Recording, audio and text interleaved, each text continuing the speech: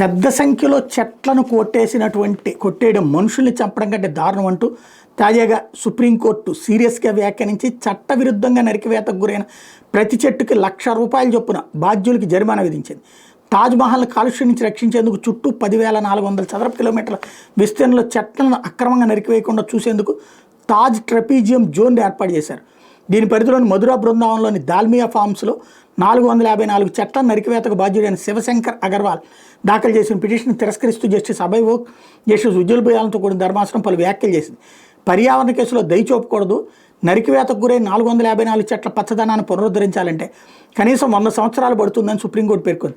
అక్రమంగా చెట్లు నరికివేతకు పాల్పడిన వ్యక్తికి చెట్టుకి ₹1,00,000 చొప్పున జరిమానా విధించాలని కేంద్ర సాధికార కమిటీ CEC దాఖలు చేసిన నివేదికను సుప్రీంకోర్టు ఆమోదించింది. జరిమానా తగ్గించాలని ఈ విషయంలో క్షమాపణ కోరుతున్నానని పిటిషనర్ తెలియజేస్తే జరిమానా తగ్గించేది లేదని ధర్మాసనం నిర్మోహమాటంగా తేల్చి చెప్పింది.